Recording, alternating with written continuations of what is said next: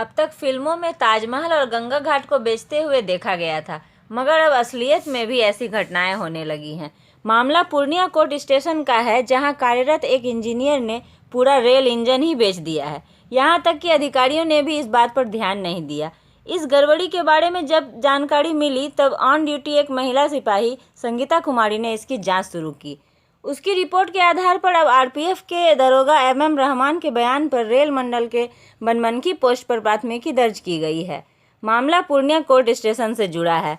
आरोप है कि समस्तीपुर लोको डीजल सेट के एक इंजीनियर राजीव रंजन झा ने डीएमई की फर्जी कार्यालय आदेश दिखाकर रेलवे मंडल के पूर्णिया कोर्ट स्टेशन के पास वर्षों से खड़ी छोटी लाइन का पुराना वाश पेंशन स्क्रैप माफियाओं के हाथ बेच डाला। मामला उजागर नहीं हो, इसके लिए डीजल सेट पोस्ट पर कार्यरत एक दरोगा की मिलीभगत से सेट के आवक रजिस्टर पर एक पिकअप वैन स्क्रैप के अंदर प्रवेश करने वाली एंट्री भी करवा दी।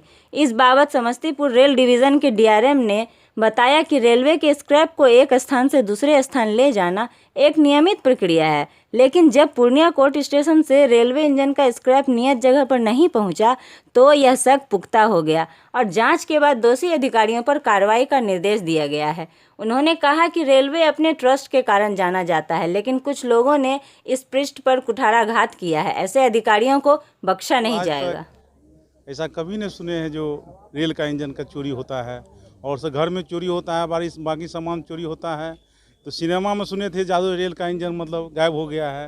ये फर्स्ट डे सुने हैं रेल का इंजन चोरी हो गई है पूर्णिया कोर्ट जग से। निश्चित रूप से बिना रेल अधिकारी संज्ञापित ऐसा हो ही नहीं सकता है। इसको कठोर कार्रवाई होनी चाहिए। जितना कम हो कार्रवाई उतना कम है।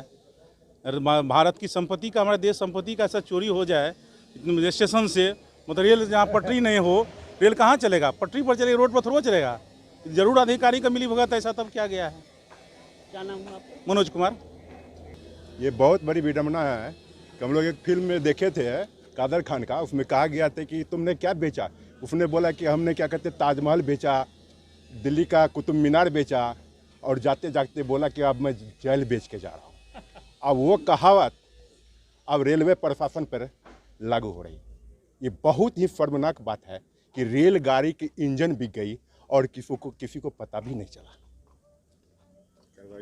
और इस पे एकदम बिल्कुल कार्रवाई होनी चाहिए और इससे संबंधित जितने भी जो भी दोषी हो उन्हें करीब सजा दिलानी चाहिए और रेल इंजन जितना में बिका है उनका रिकवरी होना चाहिए।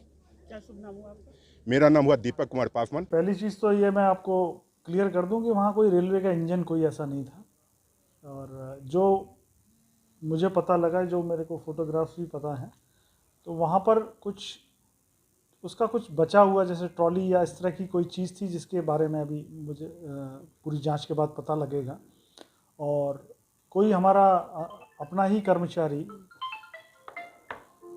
उसको हमारे शेड में ले जाने की बात करते हुए, जैसे कि हमारा एक मटेरियल दूसरी जगह जाता है, ये एक सामान्य प्रक्रिया है। एक मटेरियल हमारा दूसरी जगह जहाँ भी ज़रूरत होती है वहाँ जाता रहता है, तो वहाँ ले जा रहा था और बाद में ये चीज़ पता लगी हमें कि वो मटेरियल वहाँ नहीं पहुँचा है।